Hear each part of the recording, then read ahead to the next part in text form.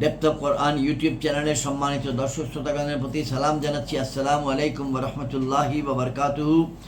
আজকে বুধবার পবিত্র রবিউল আউয়াল মাসের 5 তারিখ 1448 হিজরি বাংলাদেশে অনুষ্ঠিত ক্যালেন্ডার মোতাবেক 5ই রবিউল আউয়াল 1448 হিজরি পবিত্র রবিউল আউয়াল মাস বিখ্যাত, প্রিয়, সম্মানিত, কারণ এই মাসটি রাসূলুল্লাহ সাল্লাল্লাহু আলাইহি ওয়াসাল্লামের জন্মের মাস।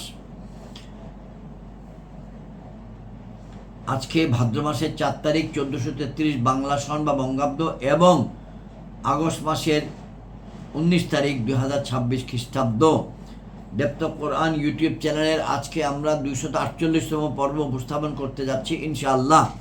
এই পর্বে আমরা পবিত্র কোরআনের সূরা 33তম সূরা আল আহজাব এর আয়াত 36 থেকে আয়াত 39 তেলাওয়াত করব এবং এর অর্থ উপস্থাপন করব এবং প্রয়োজনীয় টিকা বলবো। সূরা আল আহজাব আলোচনা শুরু হয়েছিল 243তম পর্ব থেকে। এই পর্যন্ত আমরা 247তম পর্ব শেষ করেছি। 43, 44, 45, 46, 47 5টি পর্ব সূরা আহজাবকে নিয়ে, আহজাব প্রসঙ্গে, এবং আরও পর্ব আছে ইনশাআল্লাহ। সেগুলো আমরা আল্লাহ রাব্বুল আলামিন কবুল করলে, তৌফিক দিলে শেষ করব।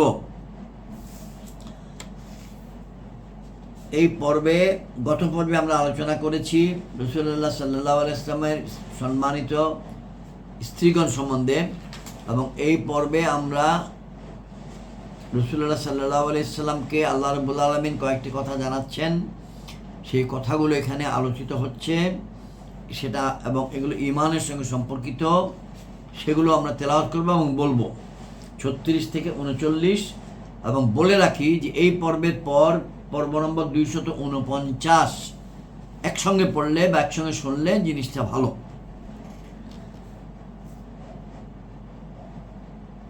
যেই কিতাব থেকে আমরা তেলাওয়াত করছি এবং অর্থ উপস্থাপন করছি সেটি হচ্ছে আলা হযরত ইমাম মুহাম্মদ আহমদ রেজা খান বেরলভী রহমতুল্লাহ আলাইহি কর্তৃক কৃত তর্জমায়ে কোরআন নাম কানজুল ঈমান ও হাকিমুল উম্মত আল্লামা মুফতি আহমদ ইয়ার খান নঈমী রহমতুল্লাহি আলাইহি কর্তৃক কৃত তাফসীর নাম নুরুল ইরফান, এই দুইটির সমন্বয়কৃত বাংলা অনুবাদ যেটি করেছেন হযরত মাওলানা মোহাম্মদ আব্দুল মান্নান, চট্টগ্রাম নিবাসী। মাঝে মধ্যে আমরা বলি ডক্টর মিজানুর রহমান আজহারি মহোদয় কর্তৃক লিখিত বা সংকলিত কিতাব নাম এক নজরে কোরআন। আমরা এখন মোনাজাত করি, যে মোনাজাতটি হযরত মুসা আলাইহিস সালাম করেছিলেন, আমাদের জন্য অনুসরণীয়, অনুকরণীয়। রব্বি ইশরাহ লি সাদরি ওয়া ইয়াসসির লি আমরি ওয়াহলুল উকদাতাম মিন লিসানি ইয়াফকাহু কাওলি। এখন দরুদ শরীফ তেলাওয়াত করি। আল্লাহুম্মা সাল্লি আলা মুহাম্মাদিন ওয়া আলা আলি মুহাম্মাদিন কামা সাল্লাইতা আলা ইব্রাহিম ওয়া আলা আলি ইব্রাহিম ইন্নাকা হামিদুম মাজিদ। আল্লাহুম্মা বারিক আলা মুহাম্মাদিন ওয়া আলা আলি মুহাম্মাদিন কামা বারাকতা আলা ইব্রাহিম ওয়া আলা আলি ইব্রাহিম ইন্নাকা হামিদুম মাজিদ। আউযু বিল্লাহি মিনাশ শাইতানির রাজীম। বিসমিল্লাহির রহমানির রহিম।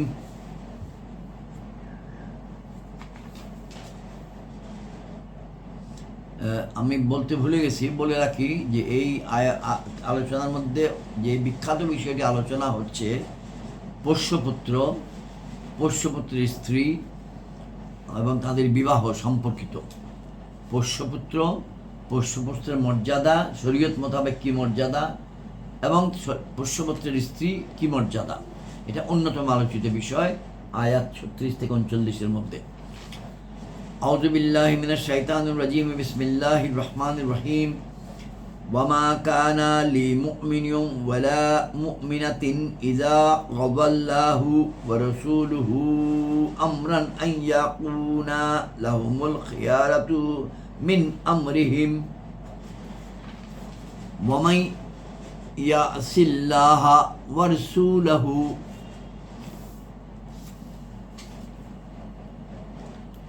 ফাকাদ দাল্লা দালালাম মুবিন।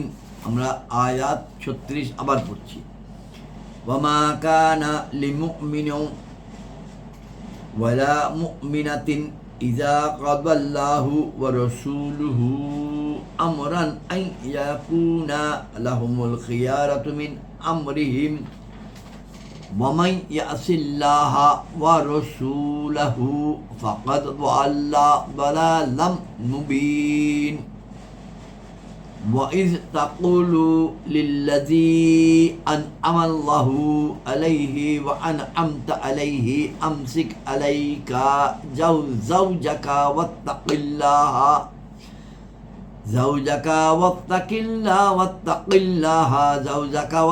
اللَّهَ وَتُخْفِي فِي نَفْسِكَ مَا اللَّهُ مُبْدِيهِ وَتَخْشَى النَّاسَ والله أحق أن تخشاه فلما قضى زيد منها وطعرا زوجناكها لكي لا يكون على المؤمنين حرج في أزواج أدعيائهم يا قضاء منهن وطارا وكان أمر الله مفعولا ما كان على النبي من حرج فيما فرض الله له سنة الله في الذين خلوا من قبل وكان أمر الله قدرا مقدورا للذين يبلغون رسالة الله ويخشونه ولا يخشون أحدا إلا الله وكفى بالله حسيبا صدق الله المولى العظيم وصدق رسوله النبي الكريم আয়াত 36 থেকে বাংলা অর্থ এবং প্রয়োজন টিকাটি বলছি।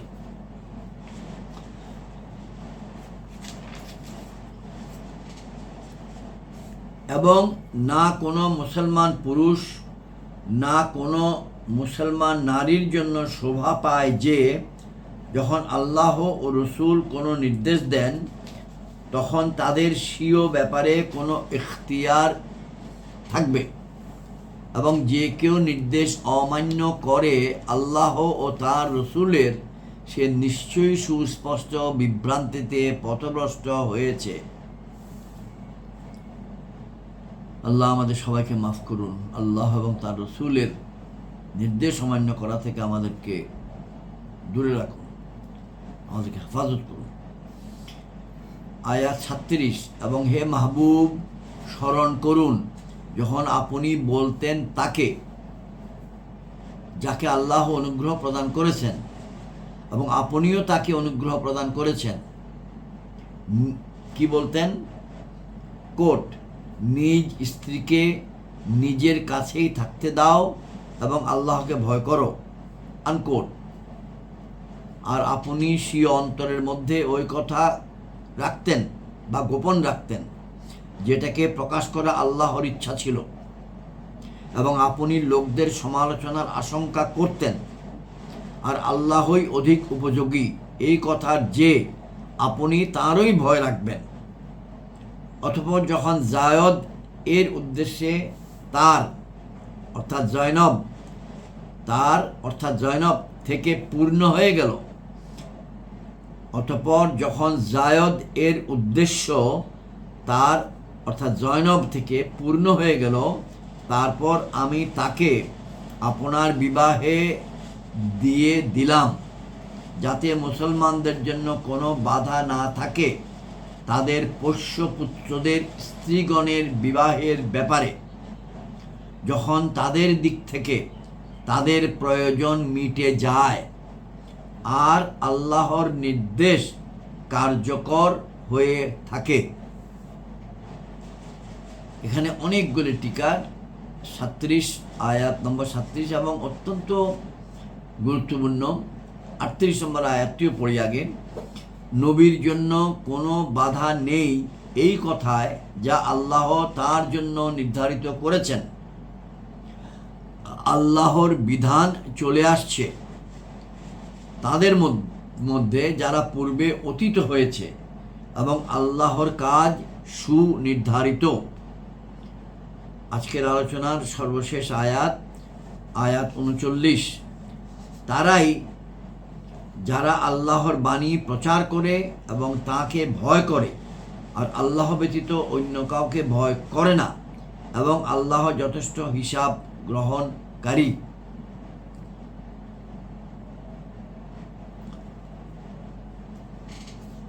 এখন আমরা অনেকগুলি টিকা একসঙ্গে পড়ে শোনাবো ধারাবাহিকভাবে, টিকা 97 থেকে টিকা 109 পর্যন্ত।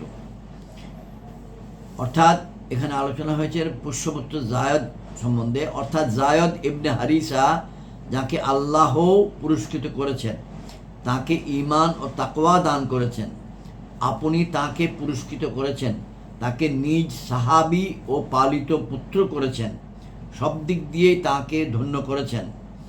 অথবা এই যে ঈমান, ইরফান, তাকওয়া ও সাহাবী হওয়া, এই সবই আল্লাহর পুরস্কার এবং আপনারও। এ থেকে বোঝা গেল যে আল্লাহর রসুল আমাদেরকে এই নিয়ামত দিয়েছেন, অথবা আল্লাহ ও রসুল আমাদেরকে ধনী করে দিয়েছেন। মহান রব এরশাদ ফরমান 9 নম্বর সূরার আয়াত 74-এ, সেটা হচ্ছে আল্লাহ তার রসুল নিজ কৃপায় তাদেরকে অভাবমুক্ত করে দিয়েছেন, নিজ কৃপায় তাদেরকে অভাবমুক্ত করে দিয়েছেন। টিকা 99। হযরত জায়দের বিবাহ হযরত জয়নাবের সাথে সম্পন্ন হবার পর তাঁদের পারস্পরিক মিল হয় নাই। একবার হযরত জায়দ বিবি জয়নাবের কঠোর স্বভাবের অভিযোগ করলেন।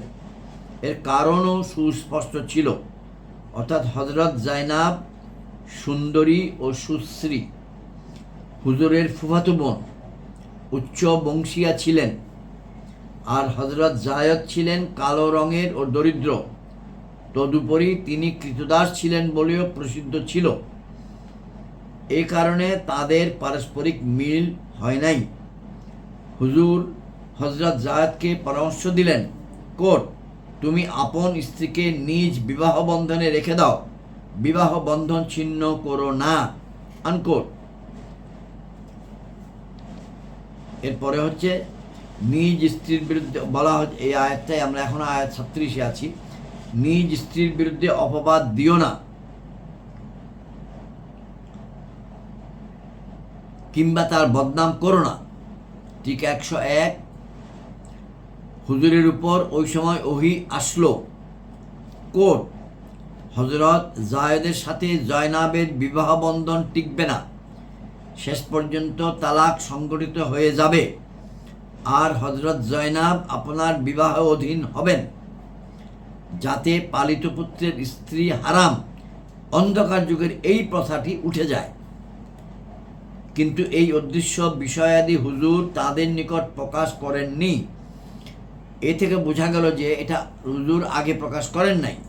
এ থেকে বোঝা গেল যে হুজুরের নিকট সব কিছুর খবর রয়েছে, কোনো কোনো বিষয় তিনি প্রকাশ করতেন না। ঠিক 102।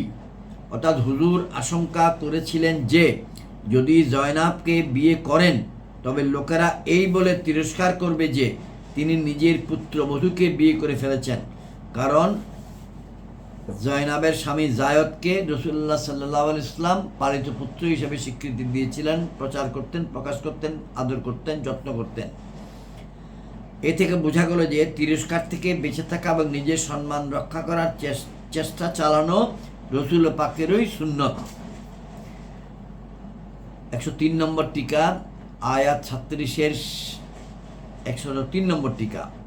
বোঝা গেল যে ধর্মীয় স্বার্থে পার্থিব স্বার্থ বিসর্জন দেওয়া চাই, কেননা যদিও এই বিবাহে তিরস্কারের আঘাতপ্রাপ্ত হওয়ার আশঙ্কা ছিল, কিন্তু একটি দ্বীনি মাসআলা প্রকাশ করা আবশ্যক ছিল। এই কারণে তিরস্কার ইত্যাদির কোনরূপ পরোয়া করা হয় নাই। টিকা নম্বর 104 আয়াত 37-এর দুটি মাসআলা প্রতীয়মান হয়। হুজুরের কাজ মহান রবেরই কাজ। দেখুন, হযরত জয়নাবকে হুজুর শাদী করেছেন, কিন্তু মহান রব এরশাদ ফরমাচ্ছেন আমি শাদী করিয়ে দিয়েছি। দ্বিতীয় মাসআলা, যখন পিতামাতা আপন সন্তানদের শাদী কোনো খারাপ নারীর সাথে করান না, তখন মহান রবও আপন বন্ধু আপন হাবিবের বিয়ে কোনো খারাপ নারীর সাথে কিভাবে করাতে পারেন? তা কখনোই হতে পারে না। আয়াত 36-এর শেষ টিকা নম্বর 105, অর্থাৎ হুজুরের এই বিবাহ থেকে কিয়ামত পর্যন্ত দৃষ্টান্ত কায়েম হয়ে যাবে, অর্থাৎ মুসলমানগণ তাদের পালিত পুত্রদের তালাকপ্রাপ্ত স্ত্রীদের সাথে বিবাহ করতে সংকোচ বোধ হবে না, কেননা তারা বিশ্বাস করবে পালিত পুত্ররা না আমাদের প্রকৃত পুত্র, না তাদের স্ত্রীগণ আমাদের প্রকৃত বৌমা। সুতরাং হজরত জয়নাবের ইদ্যত অতিবাহিত হওয়ার পর খোদ হজরত রাসূলুল্লাহ সাল্লাল্লাহু আলাইহি ওয়াসাল্লাম জায়েদকে এই বিবাহের পয়গাম নিয়ে হজরত জয়নাবের নিকট প্রেরণ করা হলো। হজরত জায়েদকেই আমি আবার পড়ছি, হজরত জয়নাবের ইদ্যত অতিবাহিত হওয়ার পর স্বয়ং হজরত জায়েদকে এই বিবাহের পয়গাম নিয়েই হজরত জয়নাবের নিকট প্রেরণ করা হলো। হজরত জায়েদ শির অবনত অবস্থায় লজ্জা ও আদব সহকারে এই পয়গাম পৌঁছায় দিলেন। হজরত জয়নাব বললেন, এই প্রসঙ্গে আমার নিজস্ব কোনো অভিমত নাই, যা আমার মহান রবের নিকট মঞ্জুর, তাতেই আমি রাজি আছি। আনকোট। আলহামদুলিল্লাহ। 106 নম্বর। এখন আমরা 38 নম্বর আয়াতে গেছি। নবীর জন্য কোনো বাধা নাই এই কথায়, যা আল্লাহ তার জন্য নির্ধারিত করেছেন। আল্লাহর বিধান চলে আসছে তাদের মধ্যে যারা পূর্বে অতীত হয়েছে এবং আল্লাহর কাজ সুনির্ধারিত। এখানে টিকা 106, 7 এবং 8, অর্থাৎ হে মাহবুব, আপনি মানুষের তিরস্কারের পরোয়া করবেন না। যে বস্তুকে আল্লাহ হালাল করেছেন তার উপর তিরস্কার করার কারো অধিকার নাই। 107 নম্বর টিকা। এই আয়াতে কাফির ও ইহুদিদের এই তিরস্কারের প্রতি খণ্ডন রয়েছে। তিরস্কারটা কি ছিল? তিরস্কারটা ছিল এই যে, মুসলমানদের জন্য তো শুধু 4 জন স্ত্রী রাখার অনুমতি রয়েছে, হুজুরের স্ত্রীদের সংখ্যা বেশি কেন? আনকোট। এরশাদ হয়েছে যে সম্মানিত নবীগণের ক্ষেত্রে কিছু বিশেষ ও স্বতন্ত্র বিধানও থাকে। হুজুরের পূর্বে অন্যান্য পয়গম্বরেরও বহু স্ত্রী ছিল। সুতরাং হজরত দাউদ আলাইহিস সালামের 100 স্ত্রী ছিলেন, হজরত সুলাইমান আলাইহিস সালামের 300 স্ত্রী ছিলেন। যে কিতাবটিতে লেখা আছে সেটা খাজাইন ইরফান। অন্যান্য কৃতদাসী ছিল অতিরিক্ত, বরং আর্য ও হিন্দুদের দেবতাদেরও বহু স্ত্রী ছিল। যেমন কানাইয়ার ছিল 1000 স্ত্রী, আর রামচন্দ্রের পিতা যশরথের ছিল 2টি স্ত্রী। টিকা 107 এবং লাস্ট টিকা হলো 108, অর্থাৎ নবীগণের বিবাহ মহান রবের নির্দেশ ক্রমেই হয়ে থাকত। এতে হাজারো রহস্য নিহিত। তাঁদের বিবাহ ধর্ম প্রচারের মাধ্যম, এই কারণে সামনে দিন প্রচারের উল্লেখ রয়েছে। অর্থাৎ তারাই যারা আল্লাহর 39 আয়াতে বলা হচ্ছে এখন, তারাই যারা আল্লাহর বাণী প্রচার করে এবং তাকে ভয় করে, আর আল্লাহ ব্যতীত অন্য কাউকে ভয় করে না, এবং আল্লাহ যথেষ্ট হিসাব গ্রহণকারী। আজকের আলোচনা এখানেই শেষ। আসসালামু আলাইকুম ওয়া রাহমাতুল্লাহি ওয়া বারাকাতুহু।